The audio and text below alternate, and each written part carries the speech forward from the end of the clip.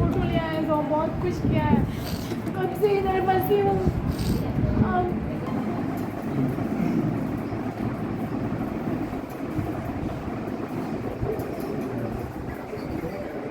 इधर आई हो ना कि बोलते हैं कि मैंने कितना ड्राइंग किया है,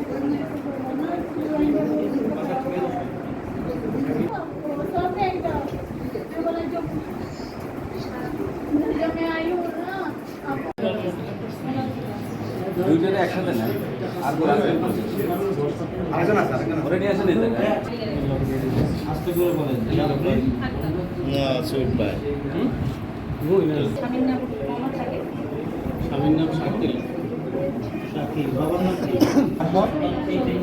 শরীফ। শহীদ। এই বেটা ঠিকানা কোথায়? সমুদ্র 6 নম্বর বাড়ি। কাকা বলেন বাংলা কার বাড়ি? কার বাড়ি? না ঢাকাতেই সাহাপাড়া। ছিলাম গেটে ছিলার পরে ওনাদেরকে ধরে আনার পরে সন্দেহজনক হিসেবে পরে আমাদের এডি স্যারের রুমে আনার পরে ওনারা পরিচয় ঠিক মতন দিতে পারে নাই, তার জন্য ওনারা মানে রোহিঙ্গা পরিচিত হয়েছে আর কি। এখন কি আপনার রোহিঙ্গা শনাক্ত করছেন? হ্যাঁ, এখন আমরা রোহিঙ্গা শনাক্ত করেছি 2 জন মেয়ে, আমি আর আমার শাকিল আমার সহকর্মী। প্রথম ওরা মনে করেন 2 জন আসছে, 2 জনের সাথে আরেকজন ছিল, উনি অন্য একজনের ভোটার আইডি কার্ড দিয়ে সব মনে করেন এখানে এন্ট্রি করার জন্য আসছে। এন্ট্রি করে উনি ছবি তুলতে যাবে। আমার সন্দেহ হয়েছে যে উনি কেন ভিতরে যাইতেছে, ওনার হাতে ফাইল নেই। আমি ওনাকে সার্চ করলাম, বলে যে আমার মনে করেন এখানে ফাইল জমা আছে, আমি ছবি তুলবো। তখন ওরা সার্চ করার পরে বাবা মার নাম জিজ্ঞেস করলাম, নাম বলতে পারতেছে না, ভাষা সন্দেহের কারণে ওনাকে আমি মনে করেন মানে করি মানে সার্চ করি। উনি আমাদের সার্চ উপেক্ষা করে দৌড়ে পালানোর চেষ্টা করে। আমাদের এখান থেকে প্রায় মনে করেন আপনার 200 মিটার দূরে চলে যায়, ঘেট পার হয়ে আমরা ওখান থেকে ঘেট বাইরে থেকে ধরে নিয়ে আসি। আমাদের এখানে আজকে 2 জন নারী পাসপোর্ট করার জন্য আবেদন জমা দিয়েছিলেন। তো তাদের এনআইডি যাচাইয়ের সময় আমরা তাদেরকে নাম, বাবার নাম, মায়ের নাম বা ঠিকানা জিজ্ঞেস করার পর তারা সঠিক উত্তর দিতে পারেনি, যেটা এনআইডির সাথে মিল আছে এরকম দিতে পারেনি। এবং আমরা পরবর্তীতে এনআইডির সাথে তাদের ছবি যাচাই করে যেটা দেখলাম যে ছবির সাথেও তাদের মিল নেই।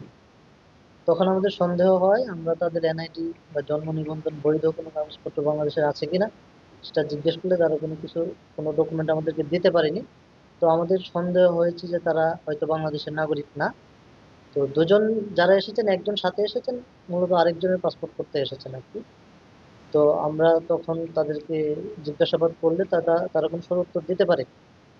তো তখন আমরা এটা অধিকতর যাচাইয়ের জন্য বা পরবর্তীতে তাদের আইডেন্টিটি শনাক্ত করার জন্য পুলিশকে খবর দিয়েছি। পুলিশ সেই অনুযায়ী পরবর্তী ব্যবস্থা গ্রহণ করবে।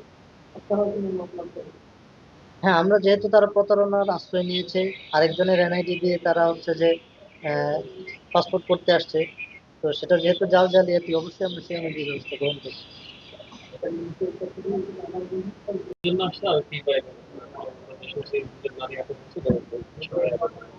এখানে আমি আসছি হচ্ছে আমার থানার মাধ্যমে সংবাদ পাইছি যে পাসপোর্ট অফিসে একটা ঝামেলা হচ্ছে। তো অফিসারের নির্দেশে আমি এখানে আসছি। এখানে এসে দেখি যে একজন পাসপোর্টের জন্য আবেদন করছে, শিল্পী আক্তার নামে মহিলা।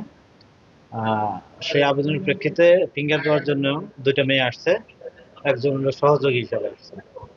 যিনি আসছেন মূলত রুহি নামে একটা মেয়ে, কিন্তু আসলে শিল্পী আক্তারের স্বামীর নাম, বাবার নাম যখন জিজ্ঞেস করছে ইনি বলতে পারে না, তখন তাদের ডাউট হয়েছে। ডাউট হওয়ার পরে আমাদের সংবাদ দিলে এই প্রেক্ষিতে আমরা আসছি, এসে জিজ্ঞাসাবাদ করলাম। তো ওনার আবেদনের সাথে ওনার নামের আসলে কোনো মিল এখনো পাওয়া যায়নি।